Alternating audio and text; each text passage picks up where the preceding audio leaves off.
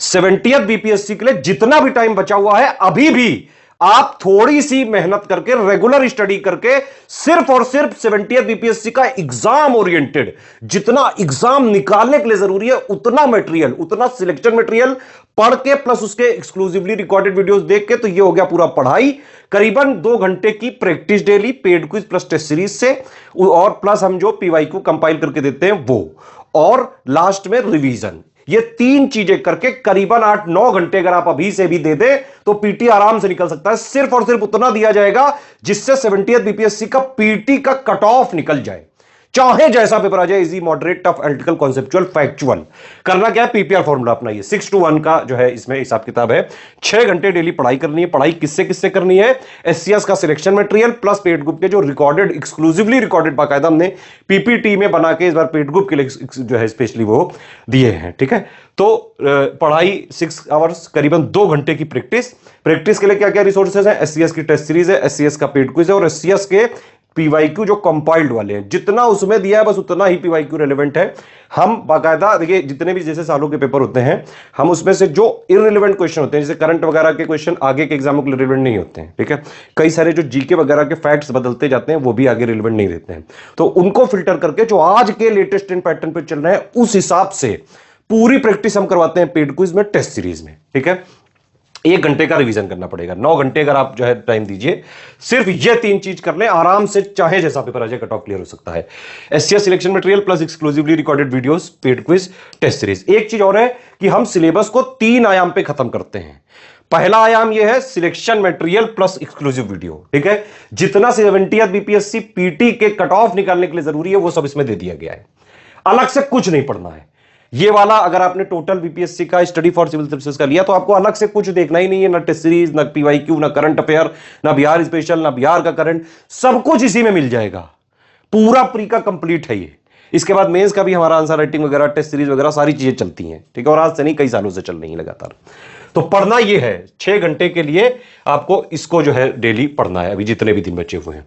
ठीक, तो सिलेबस में plus PYQ plus latest and pattern के हिसाब से जितना एक्चुअली में जरूरी है पढ़ने के लिए वो हमने इसमें दे दिया।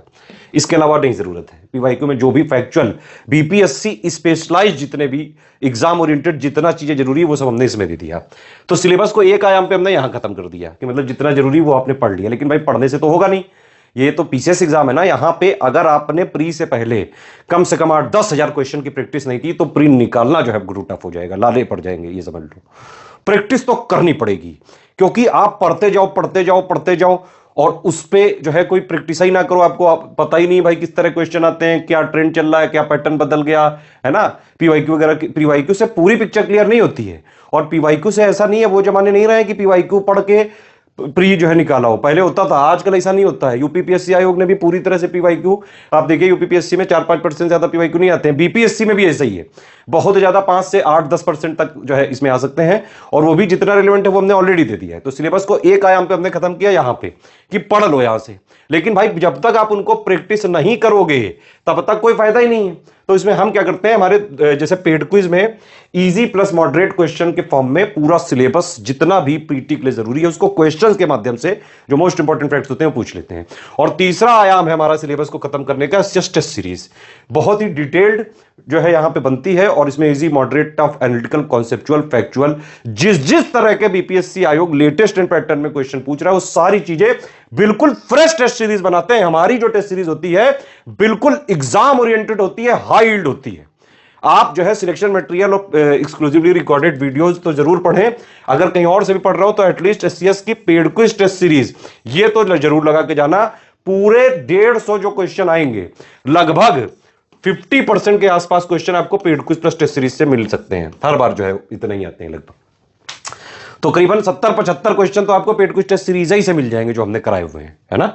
अभी के लिए जो है दिवाली वगैरह आप जरूर बनाएं, लेकिन पढ़ाई पे ज्यादा फोकस रखें। पटाखे खूब छुड़ाओ लेकिन पढ़ाई करते रहो, पढ़ो भी, प्रैक्टिस करो, रिवीजन करो। पीसीएस वगैरह के एग्जाम में आप एक बात समझ लो, चाहे दुनिया भर का कितना भी पढ़ लो, अगर प्रैक्टिस नहीं कर लो तो प्रिव्यू नहीं होगा, साफ बात एकदम।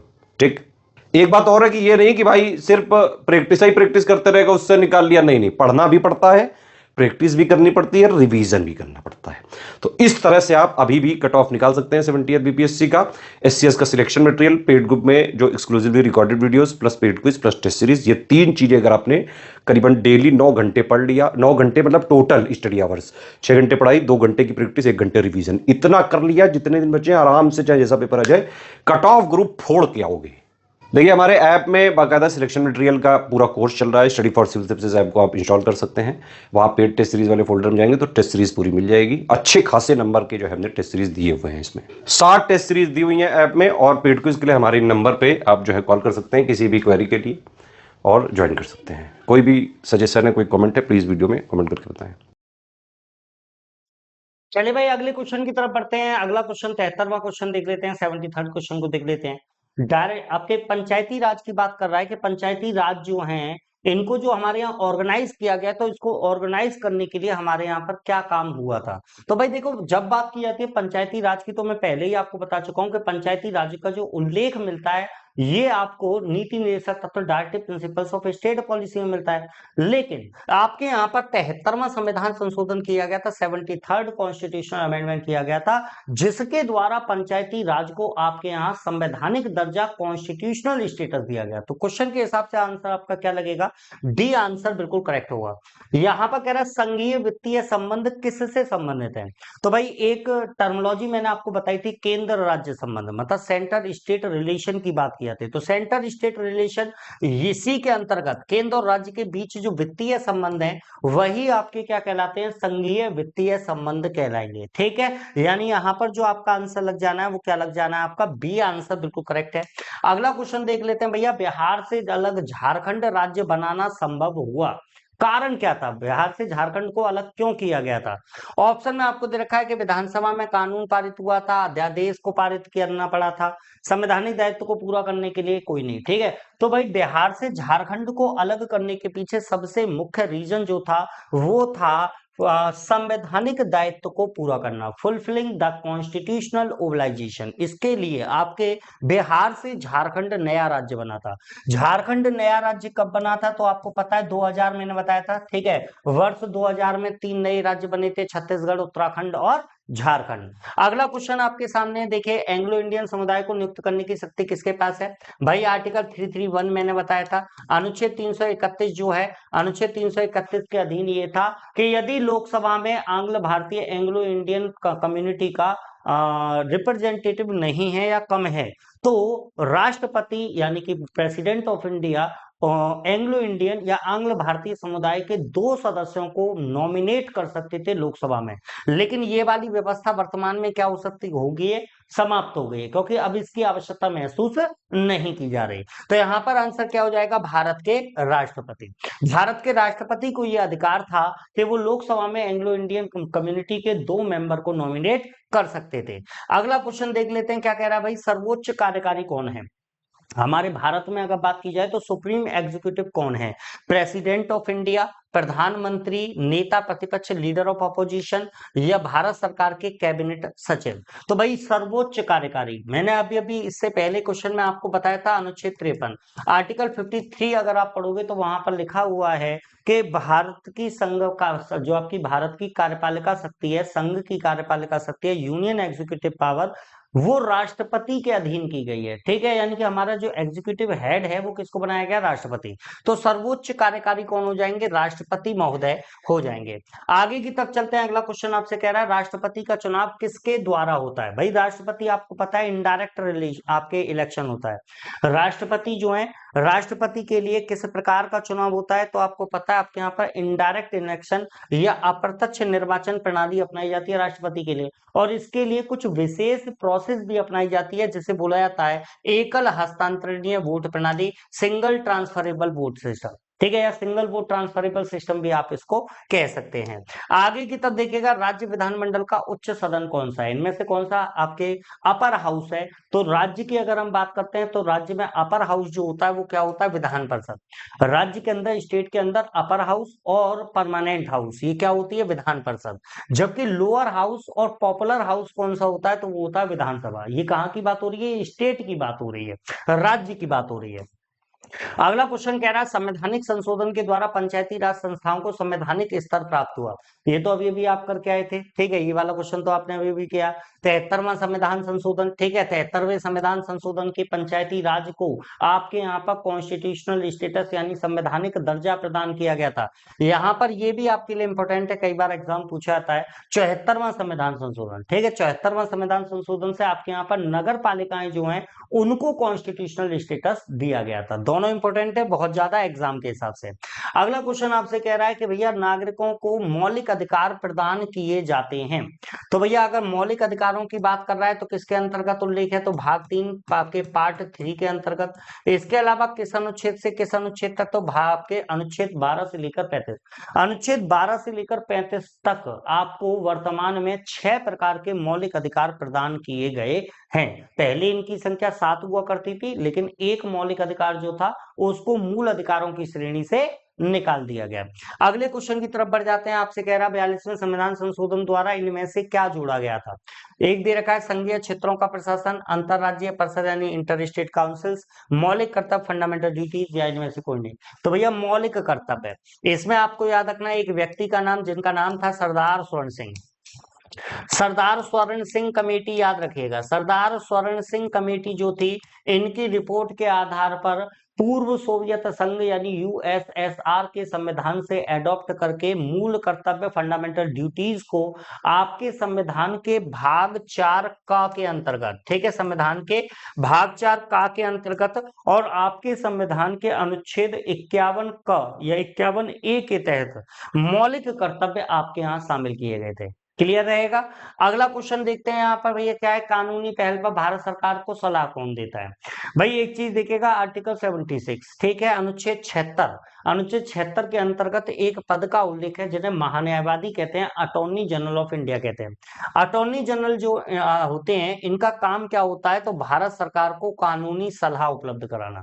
यदि इंडियन गवर्नमेंट को किसी भी प्रकार की लीगल एड चाहिए, किसी भी प्रकार की कानूनी सलाह चाहिए, तो उनको जो सलाह देने का काम करते हैं वो कौन करते हैं, महान्यायवादी करते हैं, है ना। भारत में सबसे बड़े कानूनी अधिकारी या भारत में आपके विधि के सबसे बड़े अधिकारी जो होते हैं वो कौन होते हैं, महान्यायवादी होते हैं। महान्यायवादी इसके बारे में आपको याद रखना है कि महान्यायवादी पद का उल्लेख कहां पर है, तो मैंने बताया आर्टिकल 76। इनका अपॉइंटमेंट कौन करते हैं, तो पहले पढ़ चुके हैं हम लोग, राष्ट्रपति, ठीक है। आगे संघ लोक सेवा आयोग की नियुक्ति कौन करता है। भाई अगर हम यूनियन पब्लिक सर्विस कमीशन की बात करते हैं तो यूनियन पब्लिक सर्विस कमीशन जो है उसके मेंबर्स और उसके जो चेयरमैन होते हैं उनको अपॉइंटमेंट कौन प्रदान करते हैं, राष्ट्रपति। तो भैया इसके गठन को भी कौन करेगा, इसकी नियुक्ति कौन करेगा, तो इनकी नियुक्ति करने का काम कौन करता है, भारत के राष्ट्रपति महोदय। प्रेसिडेंट ऑफ इंडिया जो है वो यूनियन पब्लिक सर्विस कमीशन के चेयरमैन और उसके अलावा जो मेंबर होते हैं उनको अपॉइंटमेंट प्रदान करते हैं। आंसर क्या हो जाएगा, बी इसका बिल्कुल करेक्ट आंसर। अगला क्वेश्चन देख लेते हैं क्या कह रहा है, न्यायाधीशों की संख्या बढ़ाने की शक्ति किसमें है। भाई आपको पता है सुप्रीम कोर्ट की बात की जाए तो सुप्रीम कोर्ट में एक मुख्य न्यायाधीश होते हैं और उसके अलावा अन्य न्यायाधीश होते हैं, लेकिन उनकी संख्या जो है वो बार बार बढ़ी है, ठीक है। जैसे स्टार्टिंग में उनकी संख्या कितनी हुआ करती थी, 7 हुआ करती थी, धीरे धीरे उनकी संख्या क्या थी, बढ़ती गई। तो अगर सुप्रीम कोर्ट के जजेस के नंबर को, जजेस की संख्या को बढ़ाना है तो वो संख्या कौन बढ़ा सकता है, तो याद रखिएगा वो संख्या बढ़ाने का अधिकार किसको दिया गया है, भारत की संसद को, ठीक है। Parliament of India, parliament of India जो है इसको ये अधिकार प्राप्त है कि वो सुप्रीम कोर्ट में जजेस की संख्या को बढ़ा सकते हैं। क्लियर है। अगला क्वेश्चन यहाँ पर देख लेते हैं आपसे क्या कह रहा है, पंचायती राज संस्थाओं की शक्तियों के अंतर्गत नहीं आता, मतलब इनमें से ऐसा कौन सा काम है जो पंचायत नहीं कर सकते। पहला क्या देखा, भूमि सुधारों का कार्यान्वयन, मतलब क्या हुआ, इम्प्लीमेंटेशन ऑफ लैंड रिफॉर्म, ठीक है। दूसरा न्यायिक पुनर्वीक्षण, जुडिशियल रिव्यू। तीसरा निर्धनता निवारण कार्यक्रमों का क्रियान्वयन, implementation of poverty alleviation programme. और चौथा इनमें से कोई नहीं। भाई एक चीज देखिएगा किसकी बात कर रहा है, शक्तियों के अंतर्गत नहीं आता, मतलब इनमें से ऐसा कौन सा कार्य है जो पंचायतों के द्वारा किया नहीं जा सकता। तो भैया सिंपल सा याद रखिएगा, जुडिशियल रिव्यू ये किसका काम होता है, ये न्यायालय का काम होता है, पंचायतों को कहां से हो गया। तो जो जुडिशियल रिव्यू प्रोसेस होता है ये आपके पंचायतों के कार्य में, फंक्शन में नहीं आता। अगला क्वेश्चन देख लेते हैं फटाफट से, पंचायती राज प्रतिनिधित्व करता है भाई एक चीज देखो, पंचायती राज का गठन क्यों किया गया था? तो मैंने आपको बताया कि पंचायती राज जो बनाए गए थे, पंचायती राज्यों का जो गठन किया गया था, उनके पीछे मुख्य रीजन जो था वो था शक्तियों का विकेंद्रीकरण। ठीक है, उद्देश्य क्या रखा गया था?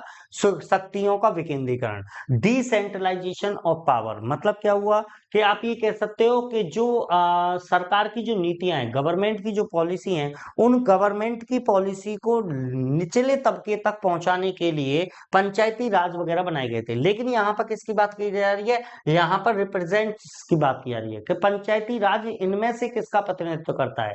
तो पंचायती राज जो है ये बताता है कि शासन में लोगों की भागीदारी, पार्टिसिपेशन ऑफ पीपल जो है वो बना हुआ है। अगर उद्देश्य पूछे कि पंचायती राज बनाने के पीछे उद्देश्य क्या है, मोटिव क्या है, तो शक्तियों का विकेंद्रीकरण।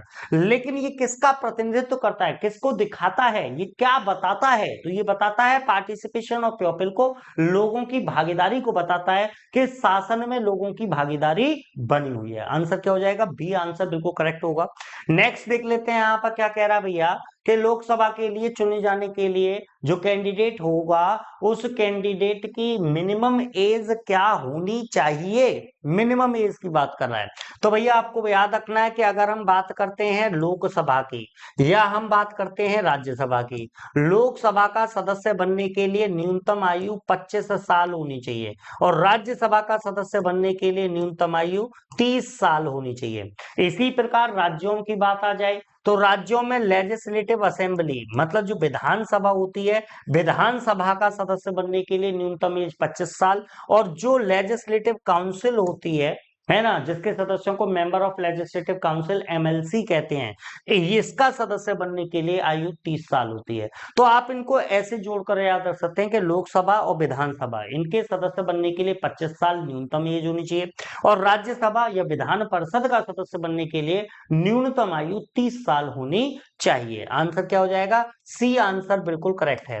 अगला क्वेश्चन देख लीजिए भाई, भारतीय संविधान का कौन सा अनुच्छेद संवैधानिक प्रावधानों की संघीय संसद राज्य विधान पालिकाओं द्वारा बनाए गए नियम कानूनों पर प्राथमिकता प्रदान करता है? अरे वाह, बहुत बढ़िया क्वेश्चन भाई, बहुत बढ़िया। ठीक है, यहाँ पर आप एक चीज पर गौर कीजिएगा कि आपको यहाँ पर याद रखना है कि एक सिद्धांत हमारे यहाँ पर काम करता है जिसको हम लोग आच्छादन का सिद्धांत बोल देते हैं। ठीक है, मतलब अगर राज्य सरकार जो है, राज्य की विधायिका जो है, स्टेट लेजिस्लेचर जो है, अगर वो कोई कानून बनाती है और अगर वो कानून पार्लियामेंट के बनाए गए कानून के अगेंस्ट है, उसको वो वायलेट कर रहा है, तो उस स्थिति में क्या होगा? तो पार्लियामेंट का जो बनाया गया कानून होगा ना, वो राज्य के कानून के ऊपर माना जाएगा। आप ये कह सकते हैं कि स्टेट लेजिस्लेचर का यदि कोई कानून, यदि कोई लॉ ऐसा है जो आपके पार्लियामेंट के लॉ को वायलेट करता है, उल्लंघन करता है, तो उस स्थिति में उस कानून का, यानी कि राज्य विधानमंडल, स्टेट लेजिस्लेचर का जो लॉ है,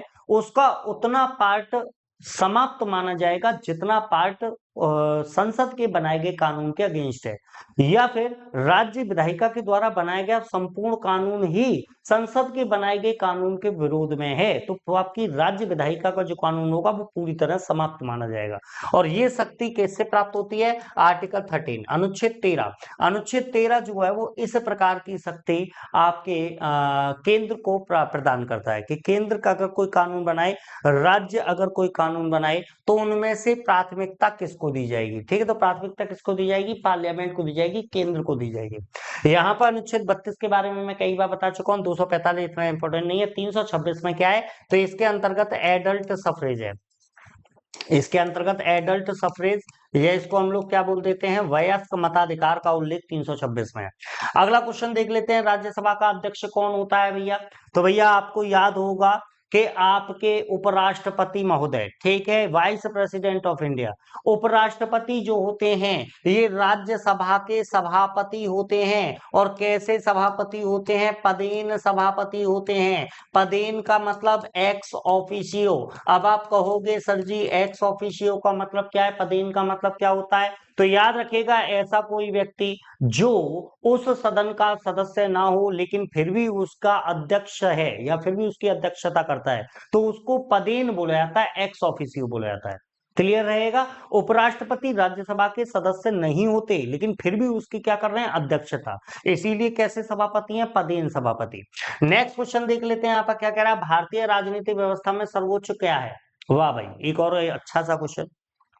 अगर आपसे पूछा जाए कि हमारे यहाँ पर जो सिस्टम है उस सिस्टम में सबसे ऊपर कौन है, तो याद रखिएगा इस सिस्टम में सबसे ऊपर ऑप्शन दे रखे हैं, सर्वोच्च न्यायालय सुप्रीम कोर्ट है, संविधान है, संसद है, धर्म है। तो भाई सिंपल सी बात है, हमारे यहाँ पर सबसे ऊपर कौन है, कॉन्स्टिट्यूशन, संविधान। मतलब ना तो सुप्रीम कोर्ट, ना तो राष्ट्रपति, ना तो संसद, इनमें से कोई भी संविधान के ऊपर नहीं है, क्योंकि सभी को जो कार्य करना है वो किसके अकॉर्डिंग करना है, वो कॉन्स्टिट्यूशन के अकॉर्डिंग करना है, संविधान के अधीन करना है। इसीलिए हमारे यहाँ पर सर्वोच्च कौन होगा, तो हमारे यहाँ पर सर्वोच्च कॉन्स्टिट्यूशन होगा, यानी कि संविधान होगा। आगे की तरफ चलते हैं, नेक्स्ट क्वेश्चन आपके सामने है, राजनीतिक व्यवस्था में कार्यपालिका निम्नलिखित में से निम्नलिखित के अंतर्गत कार्य करती है। कार्यपालिका एग्जीक्यूटिव किसके अंतर्गत काम करती है, पूछा रहा है। ऑप्शन में judiciary, legislature, election commission, union public service commission. ठीक है, बात क्या कर रहा है, एग्जीक्यूटिव जो है, ठीक है, निम्नलिखित के अंतर्गत कार्य करती है। मतलब एग्जीक्यूटिव जो भी काम करेगी, एग्जीक्यूटिव के जो भी फंक्शन होते हैं, तो उन फंक्शंस को करते समय एग्जीक्यूटिव किस चीज को फॉलो करेगी, तो यहां पर याद रखिएगा कि भैया ये विधान मंडल के अंतर्गत कार्य करेगी। किसके अंतर्गत, लेजिस्लेचर। केंद्र के मामले में संसद मतलब पार्लियामेंट, राज्य के मामले में स्टेट लेजिस्लेचर। कार्यपालिका जो भी काम करेगी ना, वो किसके अंतर्गत करेगी, तो विधानमंडल के। और कार्यपालिका जो भी काम करेगी उसको चेक करने का काम, उसको रीचेक करने का काम, उसको रिव्यू करने का काम कौन करेगा, वो जुडिशरी करेगी। ये क्वेश्चन हम पहले कर चुके हैं, ठीक है। आगे की तरफ बढ़ते हैं, अगला क्वेश्चन देख लेते हैं, शून्य काल का क्या अर्थ है। भाई आपको पता है कि संसद की, पार्लियामेंट की बैठक 11 बजे स्टार्ट होती है, 11 बजे से 12 बजे तक का जो पहला काल होता है इसको क्वेश्चन आवर के नाम से जानते हैं। क्या कहते हैं इसको, क्वेश्चन आवर। या इसके लिए क्या शब्द हिंदी का आएगा, प्रश्न काल कहा जाता है इसे। क्या कहा जाता है, प्रश्न काल। भैया जैसे ही घड़ी की सुइयां 12 बजाते हैं, तो 12 बजे से एक नया टाइम शुरू होता है, एक नया सेशन स्टार्ट होता है, जिसको जीरो सेशन कहते हैं। ठीक है, जिसको क्या कहा जाता है आपके, जिसको आप लोग शून्य काल के नाम से जानते हैं। ठीक है, जीरो आर कहिए इसे, क्या कहेंगे इसे, इसको हम कहेंगे जीरो आर। क्या कहेंगे इसको, जीरो आर। तो भैया शून्य काल क्या होता है, पहली चीज तो याद रखेगा कि संसदीय जो व्यवस्था है, संसदीय जो नियमावली है, उस संसदीय नियमावली में शून्य काल का कोई उल्लेख नहीं किया गया, जीरो आर का कोई उल्लेख नहीं है। लेकिन जीरो आर को, शून्य काल को आपके यहाँ पर मनाया जाता है, आपके यहाँ पर इसे फॉलो किया जाता है, केवल किसके आधार पर, ट्रेडिशन के आधार पर, परंपरा के आधार पर। परंपरा के आधार पर हमारे यहाँ शून्य काल पहले से चला आ रहा है, और उसी को ध्यान में रखते हुए आज भी हमारे यहाँ 12 बजे से 1 बजे तक का जो काल होता है उसको जीरो आर कहते हैं। ये काल कैसा काल होता है, तो यहाँ पर ऑप्शन के हिसाब से आप देखोगे तो यहाँ पर आंसर क्या हो जाएगा, प्रश्न उत्तर सत्र के बाद, मतलब क्वेश्चन आर के बाद का जो समय होता है उसको क्या कहते हैं, जीरो आर कहते हैं।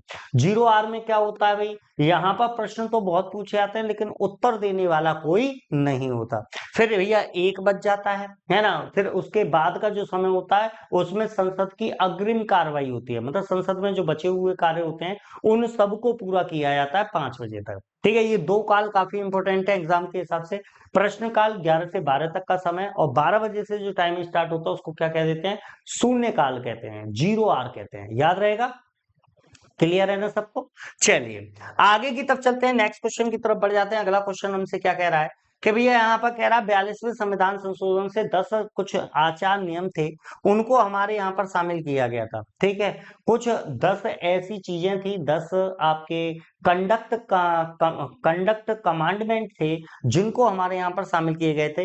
भाई लैंग्वेज से कंफ्यूज मत होना, ये बेसिकली किसकी बात कर रहा है, ये फंडामेंटल ड्यूटीज की बात कर रहा है। किसकी बात कर रहा है, मूल कर्तव्यों की बात कर रहा है। किसकी बात कर रहा है, मूल कर्तव्यों की। ठीक है, सरदार स्वर्ण सिंह कमेटी, सरदार स्वर्ण सिंह कमेटी की रिपोर्ट के आधार पर 42वें संविधान संशोधन के अनुसार हमारे यहाँ पर 10 जो मूल कर्तव्य थे उनको शामिल किया गया था। और यहाँ पर आपको एक और चीज याद रखना है कि वर्तमान वर्तमान में इनकी संख्या कितनी है? तो वर्तमान में इनकी संख्या 11 है। आपको ये क्वेश्चन और पूछ सकता है कि 11वां जो मूल कर्तव्य है वो 11वां मूल कर्तव्य कौन सा है? ठीक है, तो 11वां मूल कर्तव्य कौन सा है ये आपको कमेंट बॉक्स में बताना है। ठीक है, अगला क्वेश्चन देख लेते हैं फटाफट से, जल्दी से। क्या कह रहा है? राज्य सरकार का कार्यकारी संवैधानिक प्रमुख कौन होता है? भाई एक चीज देखिएगा, आपको पता है कि अगर हम केंद्रीय कार्यपालिका की बात करते हैं या अगर मैं राज्य कार्यपालिका की बात करता हूं, तो अभी अभी मैंने आपको कुछ समय पहले बताया था कि आर्टिकल 53 अनुच्छेद 53 के अनुसार जो संघीय कार्यपालिका होती है, यूनियन एग्जीक्यूटिव होता है, उसके हेड जो होते हैं वो भारत के राष्ट्रपति होते हैं। संघीय कार्यपालिका शक्ति राष्ट्रपति में निहित होती है। लेकिन यहां पर किसकी बात कर रहा है? स्टेट गवर्नमेंट की जो एग्जीक्यूटिव पावर है उसका कॉन्स्टिट्यूशनल हेड कौन होगा? तो आंसर क्या लगाना है? राज्य का राज्यपाल। ठीक है, राज्य का राज्यपाल जो होगा, गवर्नर ऑफ स्टेट जो होगा, वो बेसिकली आपके राज्य की सरकार के कार्यपालिका प्रमुख होंगे। याद रहेगा। अगले क्वेश्चन की तरफ बढ़ जाते हैं। अगला क्वेश्चन आपसे क्या कह रहा है कि राज्य सरकार को कानूनी मामलों में कौन मदद करता है? आपसे सिंपली ये कहना चाह रहा है कि स्टेट गवर्नमेंट को यदि कोई लीगल एड चाहिए, स्टेट गवर्नमेंट को अगर कोई कानूनी सलाह चाहिए, तो वो कानूनी सलाह कौन प्रदान करेगा? तो भाई एक क्वेश्चन देखिएगा, एक क्वेश्चन मैंने इससे पहले आपको महान्यायवादी वाला कराया था, अटॉर्नी जनरल वाला। अगर सेंट्रल गवर्नमेंट की हम बात करते हैं, केंद्रीय सरकार की हम बात करते हैं, संघीय सरकार की हम बात करते हैं, तो संघीय सरकार को यदि किसी प्रकार का लीगल एड, कानूनी सहायता चाहिए होती है, तो उसे कानूनी सहायता देने के लिए महान्यायवादी अटॉर्नी जनरल होते हैं। ठीक है, इसी तरीके से जब बात आती है राज्य सरकार की, स्टेट गवर्नमेंट की, तो यदि स्टेट गवर्नमेंट को किसी भी प्रकार के लीगल एड की आवश्यकता पड़ती है, कानूनी सलाह की आवश्यकता पड़ती है, तो वो महाधिवक्ता मतलब एडवोकेट जनरल के द्वारा प्रदान की जाएगी। किसके द्वारा की जाएगी? Advocate general. भाई एडवोकेट जनरल के बारे में आपको कुछ चीजें बता देता हूं, है ना। महाधिवक्ता जो होता है, एडवोकेट जनरल जो होता है, वो राज्य में कानून का सबसे बड़ा अधिकारी होता है, सुप्रीम लॉ ऑफिसर होता है राज्य में। कौन? महाधिवक्ता। इसके अलावा महाधिवक्ता कौन बन सकता है? योग्यता, क्वालिफिकेशन क्या होती है? तो हाई कोर्ट का जज बनने का योग्यता रखने वाला कोई अगर ऐसा व्यक्ति है जो हाई कोर्ट का जज बनाया जा सकता है, तो ऐसे किसी व्यक्ति को उस राज्य का राज्यपाल जो होगा, गवर्नर जो होगा, वो महाधिवक्ता के रूप में और अपॉइंट कर सकता है। जिस प्रकार महान्यायवादी अटॉर्नी जनरल का कोई टर्म ऑफ ऑफिस नहीं था, इसका भी कोई टर्म ऑफ ऑफिस नहीं होता। ये तब तक अपने पद पर बना रहता है जब तक राज्यपाल चाहे, मतलब ये राज्यपाल के प्रसाद पर्यंत अपना पद धारण करता है। क्लियर रहेगा। अच्छा, एक और यहां पर मिल गया, ये प्रधान पब्लिक प्रोसिक्यूटर, सॉलिसिटर जनरल, ये कौन होते हैं? तो सॉलिसिटर जनरल जो है, ये बेसिकली महान्यायवादी जो होते हैं ना, जो आपके और अटॉर्नी जनरल होते हैं, तो अटॉर्नी जनरल को मदद करने के लिए, अटॉर्नी जनरल को हेल्प करने के लिए होते हैं कौन? आपके सॉलिसिटर जनरल। क्लियर रहेगा सबके बारे में। चलिए, अच्छा एक और चीज भाई, अभी हमारे पास समय काफी है, टेंशन लेने वाली बात नहीं है। बीपीएससी का पेपर आने वाला है और बीपीएससी के पेपर के लिए याद रखिएगा, केवल स्टडी मटेरियल जो आपको स्टडी फॉर सिविल सर्विसेज की तरफ से प्रोवाइड किया जाता है, अगर आप उसके क्वेश्चन पेपर्स वगैरह कोई लगा लेते हैं, अगर आप उसके प्रैक्टिस सेट को लगा लेते हैं, तो 100% आपको मदद मिलेगी। और आप ये वीडियो के माध्यम से भी आपको समझ में आ रहा होगा। ठीक है, चलिए आगे की तरफ चलते हैं। क्या कह रहा है? पंचायती राज व्यवस्था निम्नलिखित में से किसके तहत बनाई गई है ना। भाई एक चीज देखिएगा, ऑप्शन किस हिसाब के हैं? मौलिक अधिकार, मौलिक कर्तव्य, निर्देशक सिद्धांत, चुनाव आयोग का अधिनियम। अरे भैया, अभी अभी मैं बता के आया था, आपके संविधान के भाग 4 के अंतर्गत, ठीक है, आपके संविधान के पार्ट 4 के अंतर्गत आर्टिकल 36 से लेकर 51 के बीच में नीति निर्देशक सिद्धांत यानी directive principles of state policy, DPSP का उल्लेख किया गया है। और इसी के अंतर्गत पंचायती राज बनाने की बात की गई है, पंचायतों के गठन की बात की गई है, ऑर्गेनाइजेशन ऑफ पंचायत की बात की गई है आर्टिकल 40 अनुच्छेद 40 के अंतर्गत। एक क्वेश्चन मेरा है आपसे जिसका आपको जवाब देना है, पंचायतों से रिलेटेड, पंचायतों से संबंधित विषयों की संख्या कितनी है? ये कमेंट में बताना है, पंचायतों से संबंधित विषयों की संख्या कितनी है। अगले क्वेश्चन की तरफ बढ़ जाते हैं। यहां पर कह रहा पंचायती राज की 3 स्तरीय प्रणाली में आते हैं। भाई आपको याद होगा, नहीं याद तो मैं बता देता हूं, बलवंत राय मेहता समिति। भाई 2-4 कमेटी हैं जो काफी ज्यादा इंपॉर्टेंट है आपके पंचायती राज को लेकर, ठीक है, उनके नाम वगैरह आपसे पूछता रहता है। बलवंत राय मेहता कमेटी बहुत इंपॉर्टेंट, अशोक मेहता कमेटी बहुत बार पूछी गई है, जीवी के राव समिति कई बार आई है, सिंघवी समिति, एलएम सिंघवी समिति, इसका भी नाम आपको याद रखना है। तो ये 3-4 ऐसी समितियां हैं जो एग्जाम में पूछी आती रहती हैं कि ये किससे संबंधित है। तो हमारे यहाँ पर जो पंचायतों का वर्तमान स्तर है वो बेसिकली 3 स्तर हैं, हमारे यहाँ 3 स्तरों पर काम करती है पंचायत। सबसे निचला स्तर जो होता है वो गांव के लेवल पर होता है, और गांव के लेवल पर जो लेवल होता है उसे क्या कहते हैं, तो ग्राम पंचायत कहते हैं। उसके ऊपर दूसरा लेवल जो होता है वो खंड स्तर होता है, ब्लॉक लेवल होता है, और ब्लॉक लेवल पर काम करने के लिए जो होते हैं उनको आप क्षेत्र पंचायत या पंचायत समिति के नाम से जानते हैं। और सबसे ऊपर का लेवल जो होता है वो जिला लेवल होता है, डिस्ट्रिक्ट लेवल होता है, और उस पर काम करने वाले के जो काम करने के लिए जिला पंचायत होती हैं या जिला परिषद होती हैं। तो यहाँ पर आंसर क्या हो जाएगा, 3 स्तर, ग्राम पंचायत ग्राम के लेवल पर, क्षेत्र पंचायत ब्लॉक के लेवल पर, और जिला पंचायत जो होती है ये डिस्ट्रिक्ट लेवल पर काम करती है। ये जो 3 स्तरों पर काम कर रही है किस कमेटी की रिपोर्ट के आधार पर कर रही है, तो बलवंत राय मेहता समिति आपको याद रखना है। अगला क्वेश्चन आ जाता है आपके सामने, 73वां संविधान संशोधन इनसे क्या संबंधित है। भाई देखो, गिने चुने क्वेश्चन है, लेकिन बस क्या है, लैंग्वेज बदल बदल कर पूछता है, और छात्र को सबसे ज्यादा परेशानी कब होती है, जब छात्र लैंग्वेज को ही नहीं पकड़ पाता कि ये पूछना क्या चाह रहा है। ठीक है, यहाँ पर 73वें संविधान संशोधन के बारे में पूछा, किससे संबंधित है, राष्ट्रपति पर महाभियोग इम्पीचमेंट प्रोसेस से संबंधित है, बिल्कुल नहीं है जी। इम्पीचमेंट प्रोसेस तो आपके किस अनुच्छेद में आती है, आर्टिकल 61 याद होगा, महाभियोग का उल्लेख। ठीक है, दूसरा क्या कह रहा है, चुनाव आयुक्त की नियुक्ति, ठीक है, चुनाव आयोग की नियुक्ति, चुनाव आयोग का उल्लेख, निर्वाचन आयोग का उल्लेख कहां पर है, आर्टिकल 324 के तहत किया गया है, तो ये भी नहीं होगा भैया। ठीक है, शैक्षणिक संस्थाओं में सीटों के आरक्षण से, ठीक है, तो जो आरक्षण की व्यवस्था आती है वो किसमें आती है, आर्टिकल 16(4) के अंतर्गत। जो आरक्षण की व्यवस्था है वो किसके अंतर्गत आती है, 16(4) के अंतर्गत, शैक्षणिक संस्थाओं की। लेकिन अगर केवल पूछे आरक्षण की व्यवस्था कहाँ है, तो आर्टिकल 16 का क्लॉज 4। ये किससे संबंधित है, 73वां संविधान संशोधन, ये पंचायती राज प्रणाली से संबंधित है। ठीक है, पंचायती राज प्रणाली से संबंधित होगा 73वां संविधान संशोधन। नेक्स्ट क्वेश्चन आपके सामने है, कौन सा मौलिक कर्तव्य है। भाई देखो, मैंने आपको अभी भी बताया, आपको शुरुआत में 10 प्रकार के फंडामेंटल ड्यूटीज प्राप्त थे, लेकिन वर्तमान में जो इनकी संख्या है वो बढ़कर 11 हो चुकी है, ये मैंने आपको बताया था। ठीक है, तो बेसिकली आपको एक चीज देखना है कि इनमें से कौन सा ऐसा है जो मौलिक कर्तव्य है। पहला क्या दे रखा है, न्यायपालिका से कार्यपालिका का पृथक्करण, separation of judiciary from executive. ये तो भैया अनुच्छेद कौन सा है, ये आपका अनुच्छेद जो है ये आर्टिकल 50 है, अनुच्छेद 50 में कहा गया है ये। तो भैया कम से कम मौलिक कर्तव्य तो नहीं है, क्योंकि 51A में है मौलिक कर्तव्य।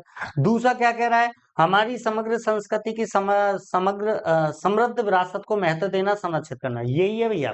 ठीक है, मूल कर्तव्य मतलब जो हमें करना चाहिए, जो हमें करना चाहिए, क्या करना चाहिए, वैल्यू करना चाहिए, प्रिजर्व करना चाहिए, किसको करना चाहिए, जो हमारे हेरिटेज हैं। ठीक है, हेरिटेज कल्चर है हमारी, उसको प्रोटेक्ट करने की बात करता है, तो ये मूल कर्तव्य है। बच्चों को मुफ्त और अनिवार्य शिक्षा अनुच्छेद 21A के अंतर्गत है, याद रखना है। 86वां संविधान संशोधन 86 कॉन्स्टिट्यूशनल अमेंडमेंट 2002, 86वें संविधान संशोधन के द्वारा 6 से 14 वर्ष के सभी बच्चों को निःशुल्क और अनिवार्य शिक्षा, फ्री एंड कंपलसरी एजुकेशन, ये फंडामेंटल राइट बनाया गया था आर्टिकल 21A में। इसके अलावा अस्पृश्यता की प्रथा को समाप्त, तो भैया अबोलिशन ऑफ अनटचेबिलिटी, छुआछूत का जो अंत किया गया, ये आर्टिकल 17 में किया गया। अनुच्छेद 17 पूछ लेता है डायरेक्ट एग्जाम में, ऐसे आ जाता है अनुच्छेद 17 में क्या लिखा हुआ है, तो आप क्या बताएंगे, अनुच्छेद 17 में अस्पृश्यता का अंत, एबोलिशन ऑफ अनटचेबिलिटी कहा गया है। अगला क्वेश्चन देख लेते हैं, क्या कह रहा है भैया, अगर किसी राजनीतिक दल को, किसी पॉलिटिकल पार्टी को राष्ट्रीय या क्षेत्रीय दल बनाना है, मतलब नेशनल या रीजनल पार्टी अगर बनाना है, तो वो अधिकार इनमें से किसके पास है, उसको ये दर्जा कौन देगा, संसद देगा, राष्ट्रपति देगा, चुनाव आयोग देगा, सर्वोच्च न्यायालय। अरे भैया सिंपल सी बात है, इलेक्शन कमीशन। ठीक है। चुनाव आयोग का काम क्या होता है, इलेक्शन कमीशन का काम क्या होता है, तो भैया चुनाव आयोग का काम ये होता है कि भारत में जो चुनाव हो रहे हैं उन चुनावों को निष्पक्ष तरीके से पूरा कराना, ये चुनाव आयोग की जिम्मेदारी होती है। इसके अलावा किसी राजनीतिक दल को, किसी पॉलिटिकल पार्टी को नेशनल पार्टी के रूप में मान्यता देना या रीजनल पार्टी के रूप में मान्यता देना, ये भी चुनाव आयोग का ही काम होता है। क्लियर रहेगा। अगला क्वेश्चन देख लेते हैं, क्या है, धन विधेयक के लिए किसकी पूर्व सहमति आवश्यक है। भाई इसके बारे में याद रखिएगा, धन विधेयक के बारे में मैं अभी अभी आपको बताया। अगर आपसे कहे धन विधेयक का उल्लेख कहां पर है, आर्टिकल 110 में है।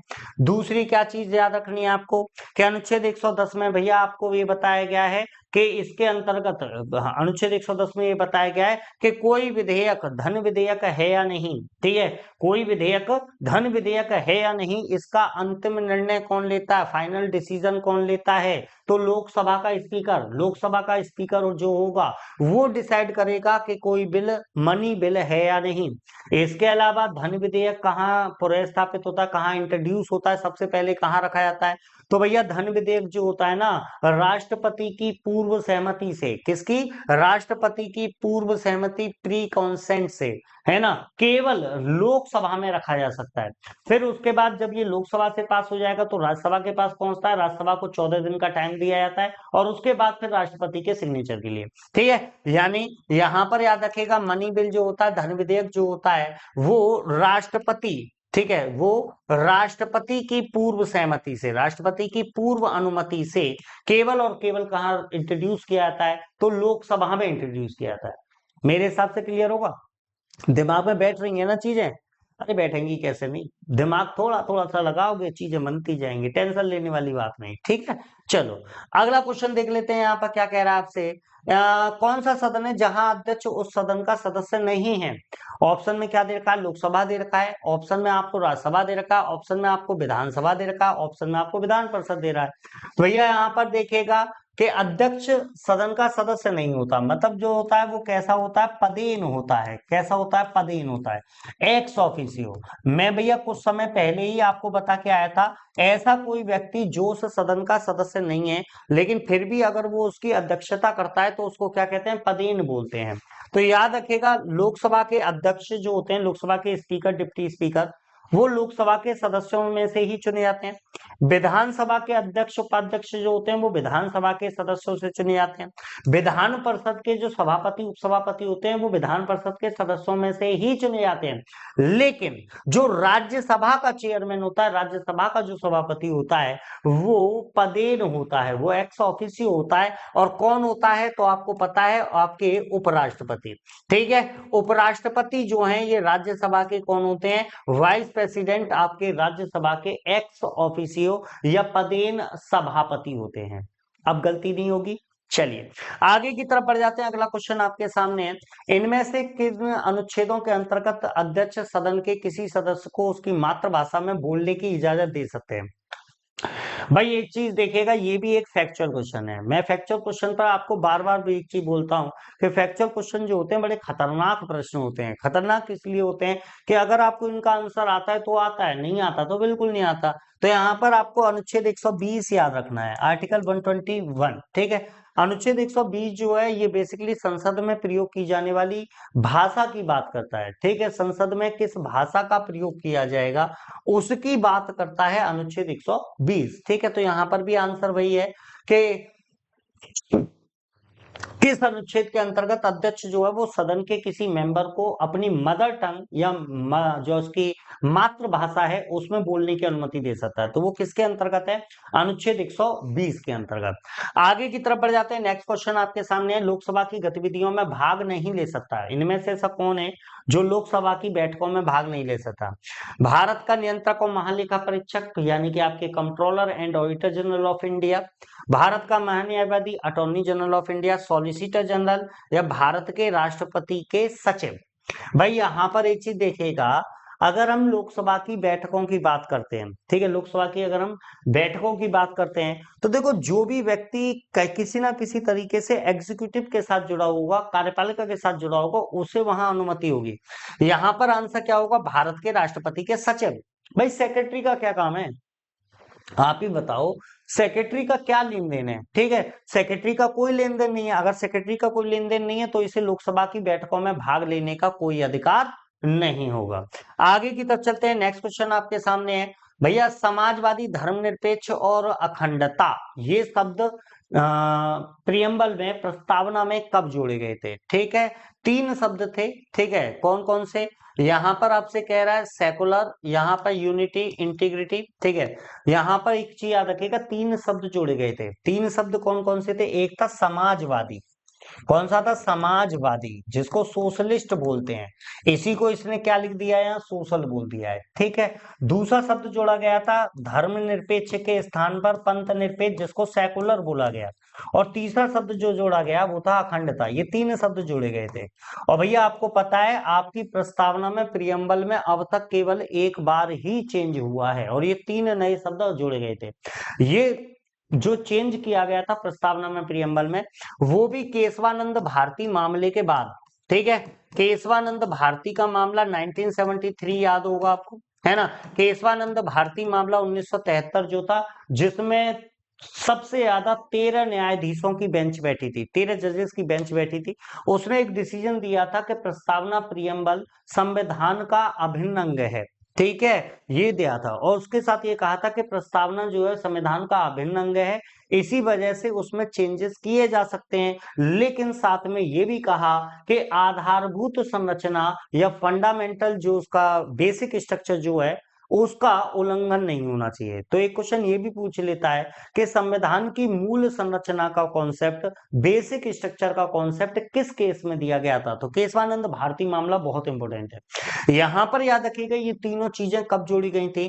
तो यहाँ पर ऑप्शन में आपको 42वां संविधान संशोधन, 44वां संविधान संशोधन, और एक दे रखा है आपको 52वां संविधान संशोधन। तो इनमें से जो सही आंसर आपको लगाना है वो क्या लगाना है?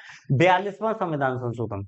42वां संविधान संशोधन 1976 में किया गया था, जिसके द्वारा 3 नए शब्द आपके प्रस्तावना प्रियम्बल में जोड़े गए। 44वां संविधान संशोधन, ठीक है, ये 1978 में हुआ था। 52वां संविधान संशोधन, ये और इंपॉर्टेंट है, इसके बारे में बता दूं, 1985।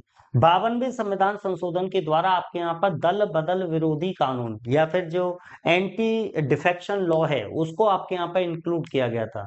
ठीक है, अनुसूची 10 जो जोड़ी गई थी, अनुसूची 10 के अंतर्गत दल बदल कानून जो लागू किया गया था, वो 52वें संविधान संशोधन से किया गया। अगला देख लेते हैं भैया, अनुच्छेद 370 किससे संबंधित है? भाई वर्तमान में तो ये समाप्त हो चुका है, आपको पता है अनुच्छेद 370 किससे संबंधित था? ये भैया जम्मू कश्मीर राज्य के साथ संबंधित था। किसके साथ? जम्मू कश्मीर। आपको पता है भैया, भारत में जब स्वतंत्रता हम लोगों को प्राप्त हुई थी, तो स्वतंत्रता प्राप्ति के समय पर 3 ऐसी रियासतें थी जिन्होंने भारत में मिलने से मना कर दिया था, जिनमें आप हैदराबाद, जूनागढ़ और जम्मू कश्मीर का नाम पढ़ते हैं। हैदराबाद रियासत जो थी, उस पर तो हमने भैया सैन्य कार्यवाही की थी। ठीक है, सेना की कार्यवाही हुई थी, पुलिस कार्यवाही हुई थी, उसके बाद हैदराबाद मिलाया गया। जूनागढ़ में जनमत संग्रह कराया गया था, रेफरेंडम कराया गया था। और इसी तरीके से जम्मू कश्मीर पर जो हमारे यहाँ मिलाया गया था, वो विलय पत्र पर हस्ताक्षर के द्वारा मिलाया गया था। तो जो शर्तें रखी गई थी, उस शर्तों में जम्मू कश्मीर राज्य को कुछ विशेष व्यवस्थाएं दी गई थी, और उन विशेष व्यवस्थाओं का जो उल्लेख किया गया है, वो कहाँ किया गया है? आर्टिकल 370 में किया गया। ठीक है, जिसको वर्तमान में क्या कर दिया गया है? समाप्त। अगला क्वेश्चन देख लेते हैं फटाफट भैया। इनमें से मनमोहन सिंह जो आपके पूर्व प्रधानमंत्री रहे, तो इनके पास इनमें से कौन सी चीज नहीं थी? कौन सा पद नहीं था? कौन सा इनमें से सही नहीं है? ये भारत के पहले मतलब वित्त मंत्री रहे थे, फाइनेंस मिनिस्टर रहे थे, बिल्कुल रहे थे भाई। आरबीआई के गवर्नर रहे थे, बिल्कुल रहे थे। यूजीसी के अध्यक्ष रहे थे, बिल्कुल रहे थे। आईएमएफ इंटरनेशनल मॉनेटरी फंड के पूर्व निदेशक, ये गलत है, ये गलत है भाई। ठीक है, आईएमएफ के पूर्व निदेशक नहीं रहे। आपको एक क्वेश्चन है मेरा, जिसका कमेंट आपको बाद में करना है।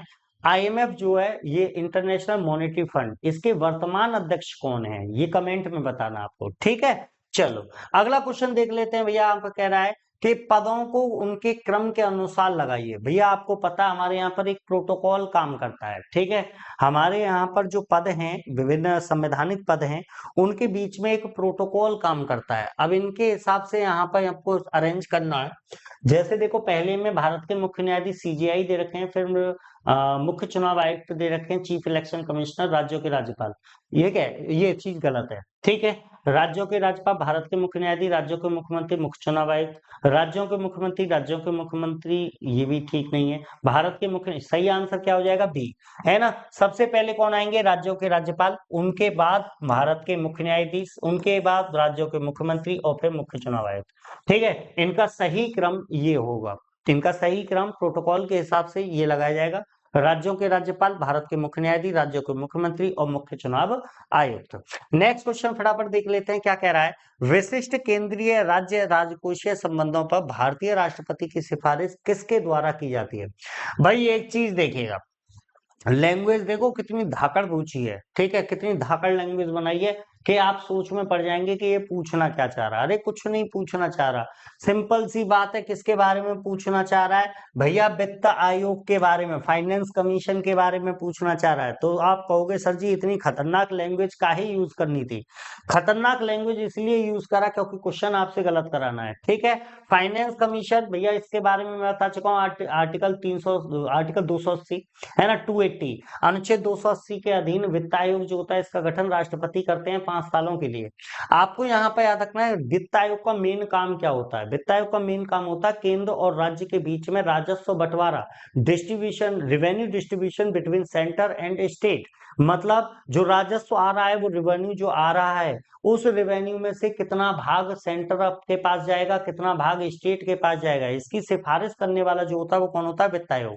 तो यहाँ पर राजकोषीय संबंधों की बात कर रहा है तो सिंपल सी बात है, वो कौन करेंगे, वित्त आयोग करेगा। आंसर क्या हो जाएगा, डी आंसर बिल्कुल करेक्ट होगा। आगे की तरफ चलते हैं, अगले क्वेश्चन की तरफ बढ़ जाते हैं। अगला क्वेश्चन आपके सामने है, अगला क्वेश्चन आपके सामने है, क्या कह रहा है, झारखंड बिहार से कब अलग हुआ। भैया यहाँ तो स्पेशली डेट पूछ ली है, ठीक है, डेट पूछ ली है।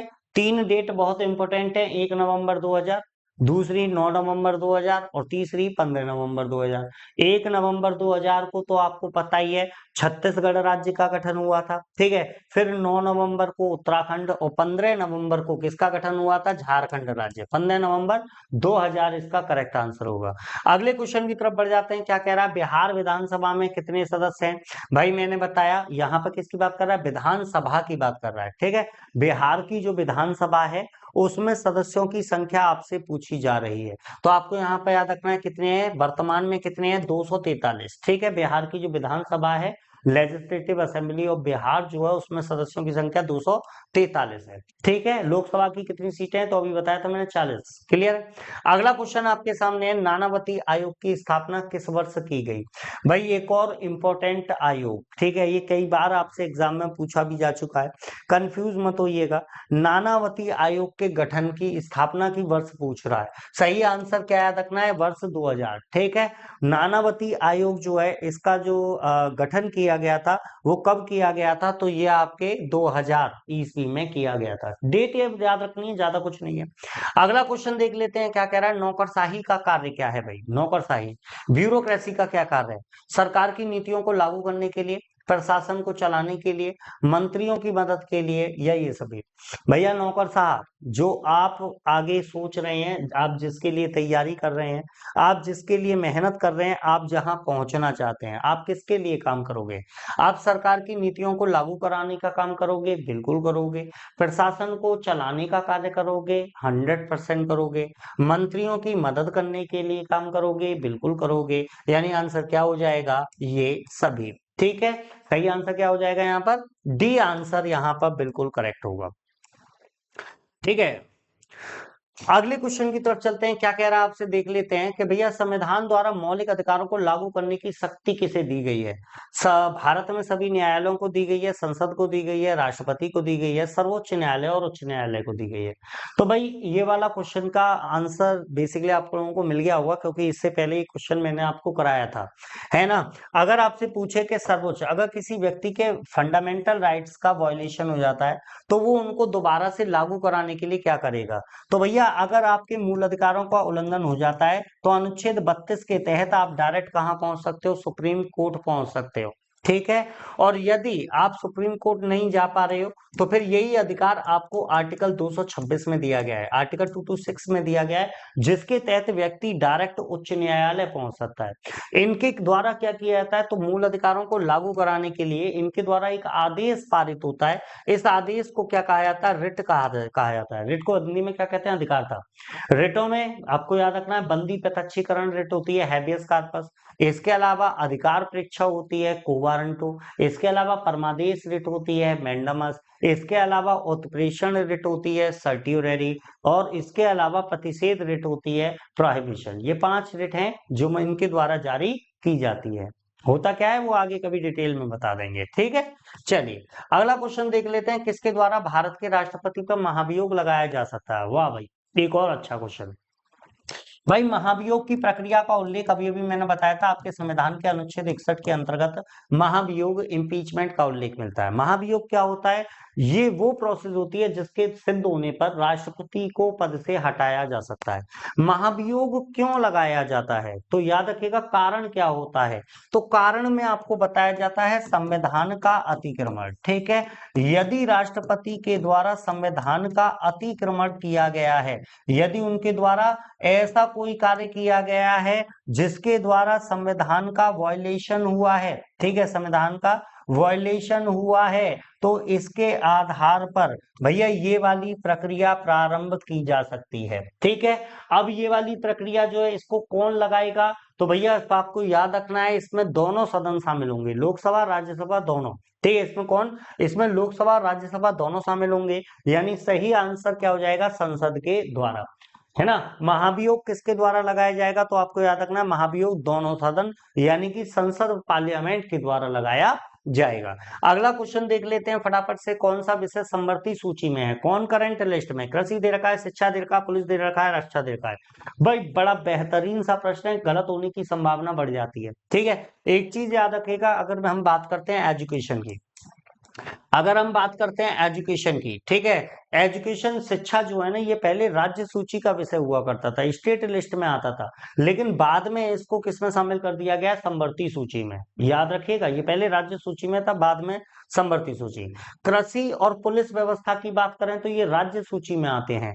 रक्षा की बात करें, डिफेंस की बात करें तो ये संघ सूची यूनियन लिस्ट का भाग है। समझ में आ गया होगा। आगे चलते हैं, नेक्स्ट क्वेश्चन देख लेते हैं, क्या है भैया, किसकी सिफारिश पर भारत में पंचायती राज की स्थापना की गई, ठीक है। अशोक मेहता, इकबाल नारायण, बलवंत राय मेहता, जीवराज मेहता। तो ये तो भैया अभी इससे पहले क्वेश्चन था, लैंग्वेज थोड़ी अलग थी लेकिन क्वेश्चन ऐसा ही था। मैंने आपको बताया था कि मुख्य रूप से हमारे यहाँ पर पंचायतों से संबंधित एक समिति बहुत ज्यादा पॉपुलर है और वो है आपकी बलवंत राय मेहता कमेटी। अगर आपकी पंचायतें वर्तमान में 3 स्तरों पर कार्य कर रही है तो उसकी सिफारिश करने का जो काम किया था वो किसने किया था, बलवंत राय मेहता कमेटी।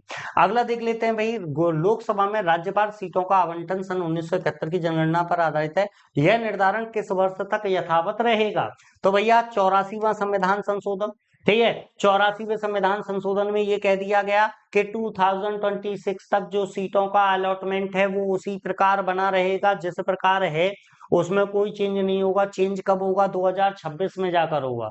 बाद में 87वां संविधान संशोधन, 87th कॉन्स्टिट्यूशनल अमेंडमेंट, जिसमें ये कह दिया गया कि वर्ष 2026 में जो भी चेंजेस होंगे उसके लिए 2001 की जनगणना को आधार बनाया जाएगा। क्लियर है। अगला क्वेश्चन देख लेते हैं भाई, पंचायती राज व्यवस्था सबसे पहले राजस्थान में शुरू की गई, ठीक है। राजस्थान के में इसके साथ में क्या पूछा गया है, और शुरू की गई राजस्थान के बाद, तो भैया आपको याद होगा 2 अक्टूबर 1959, 2 अक्टूबर 1959 को आपके यहाँ पर राजस्थान के नागौर से पंडित जवाहरलाल नेहरू के द्वारा पंचायती राज को प्रारंभ किया गया। दूसरा राज्य जिसके यहाँ पर इसे लागू किया गया था वो क्या था, आंध्र प्रदेश राज्य। कौन सा था, आंध्र प्रदेश राज्य, ठीक है। तो भाई ये वाली चीज आपको याद रखनी है।